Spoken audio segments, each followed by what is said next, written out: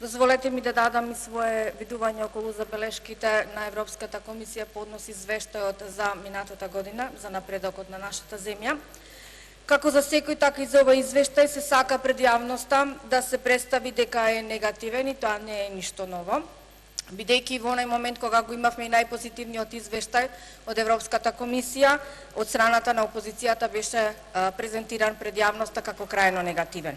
Исто сценарио, радост за оние делови каде што Република Македонија е пониско оценета, а пак душегрижништво како ќе изгубиме препораката ако владата спрема опозицијата ноншалантно се однесува при препораките кои што Европската комисија ги дава.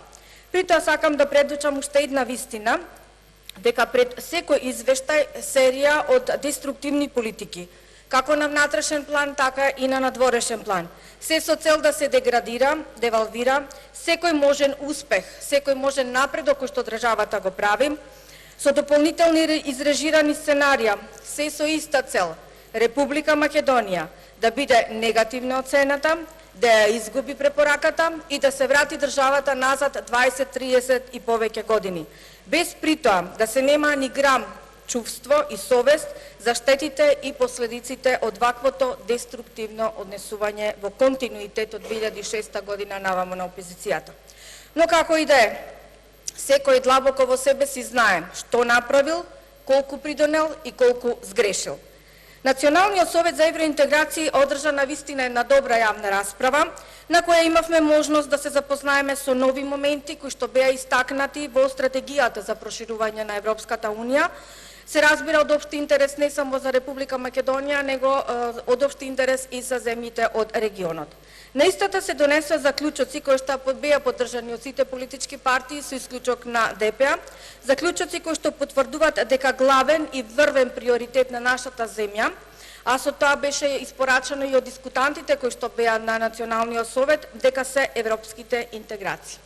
Имаше и нови моменти, што сметам дека е од исклучително значење и поволно за земјите од регионот, вклучувајќи ја секако и нашата земја, а тоа што од една страна ќе се следи напредокот на секоја земја поединечно, која што е претендент за да стане член од семејството, согласно критериумите и европските принципи, но има еден дополнителен момент што се дава регионално значење или се зема можност земјите да се третираат како една регионална целина.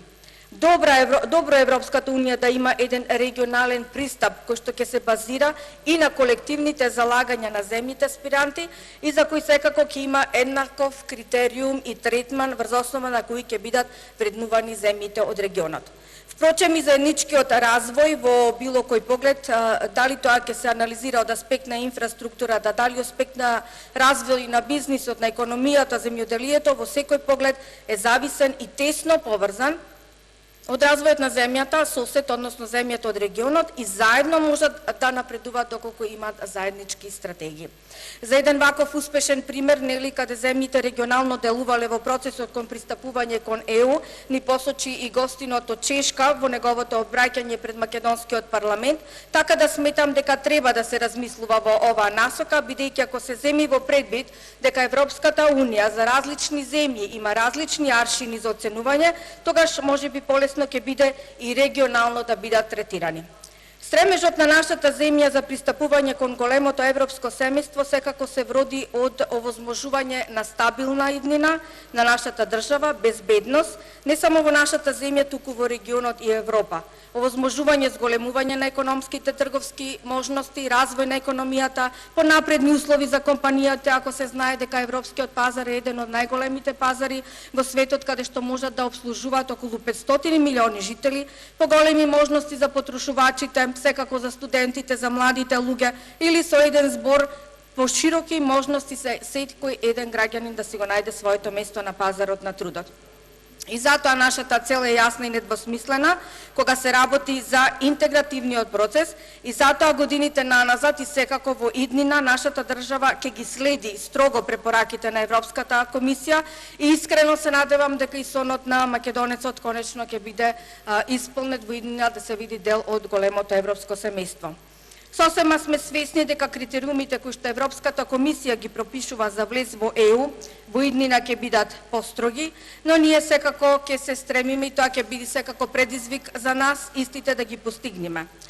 Има и една друга вистина која што треба да се открие, или пак интеграцијата на Европската Унија треба да ја посматраме од друг аспект. Секако ќе се сложите дека иднината на балканските земји и нивната перспективност, безбедност, единствено може да се обезбеди само ако е дел од европското семејство. И затоа сметам дека Европската Унија посебно треба својот акцент да го насочи конкретно кон земјите од Балканот, кои за жал се уште ги лекуваат раните од неодамнешните конфликти. Подржувањето на земјите од Балканот и нивното интегрирање во европското семејство представува инвестиција во сигурна и безбедна иднина, не само на Балканот, туку и за Европа во целина. Европската Унија треба да знае и конечно да го промени својот пристап кон нашата земја која што го има 7 години во континуитет, а кој може да доведе до намалување на мотивот, желбата или ентузијазмот кои нашите граѓани го имаат. Треба да знае дека овој народ има чувства кои не треба да се иритираат, а во најмала рака некој да се поигрува со нив. Овој народ не е од денес или не е од вчера. Овој народ илјадници години живее на овие простори. Ние сме македонци. Дали на некој тоа му се допаѓа или не, тоа е негов проблем. Така е од памтивек. И така ќе остане за век, бидејќи тоа ни е аманет кој што е оставен од нашите дедовци. Да го чуваме и никој, па и ние самите немаме право да си поигруваме со дедовштината. Ние си имаме нели свој собствен јазик по кој што сме различни, но меѓутоа и препознатливи како народ. Ние сме земја со своја собствена култура, со своја собствена традиција, идентитет, интегритет и не треба тоа да биде кочница за нашиот влез во Европската Унија. Напротив, тоа треба да е предизвик дека оваа библиска земја треба да си го најде своето место во европското семејство и да придонесе за развојот во истото. И тоа во најмала рака не сме да биде третирано на начин како што тоа досега се прави од страна на Европската Унија. Но за да биде сето ова прифатено од Европската Унија, првенствено тоа треба да биде прифатено внатре од сите субјекти во Република Македонија. Ако сакаме успешно да го изодиме патот, тогаш треба внатрешно да се обединиме, да не се сопнуваме, да можеме да бидеме и реални критизери еден кон друг, да се надмудруваме, но меѓутоа со идеи и стратегии, а најмалце треба да бидеме деструктивни и најголеми непријатели кон својата држава и кон својот народ. На крај, почитувани колеги пратеници, извештајот на Европската комисија не треба да го толкуваме, а најмалку да го презентираме пред јавноста со лажни чувства.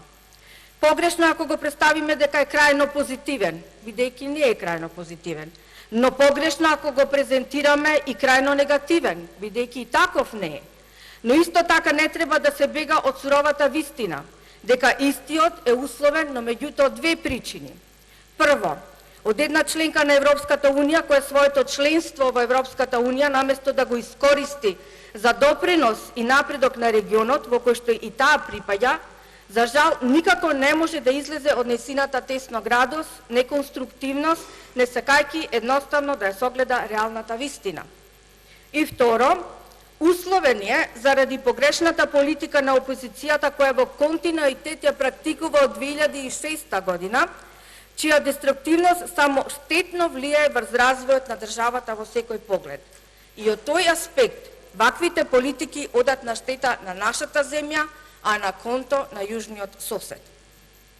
Но за тоа да може да се смени, почитувани колеги, треба нашата опозиција да престани да им биде вазал на јужните соседи и испуштен вентил на Европската Унија.